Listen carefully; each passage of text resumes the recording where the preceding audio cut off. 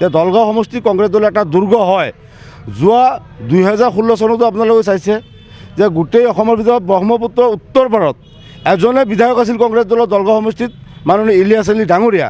আমাৰ গ্ৰাছৰুটত যিখিনি আমাৰ সংগঠন বহুত শক্তিশালী, আমাৰ বুথ লেভেল হওক, মণ্ডল লেভেল হওক, যুৱ কংগ্ৰেছ হওক, NSY, মহিলা, সকলো ক্ষেত্ৰতে আমি শক্তিশালী।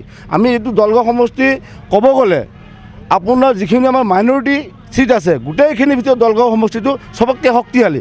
যদি আমাৰ দলগাঁও সমষ্টি ভোটাৰ্ছ ৰাইজ তেওঁলোকৰ সচেতন হ'ল, তেওঁলোকৰ মতামত লৈ যদি আমি দলগাঁও সমষ্টিটো আমি কংগ্ৰেছ দলৰ বা যিজন ৰাইজৰ দলৰ প্ৰাৰ্থী আছে তেখেতক এৰি দিয়ে, তেওঁ ইয়াত জিকাটো কেতিয়াও সম্ভৱ নহয়। তেওঁৰ কোনো সংগঠন নাই, কোনো ভেটি নাই, তেওঁ মানুহজনী বাহিৰৰ পৰা অহা। তেওঁ 2021 চনত নৱবৰ্ষত ইলেকশ্যন খেলিছে, তেওঁ ইয়াতে স্থানীয় নহয়। আমি ভোট বৰ্জনো কৰিব পাৰোঁ, হয়তো আমি সমূহীয়াভাৱে দলো ত্যাগ কৰিব পাৰোঁ।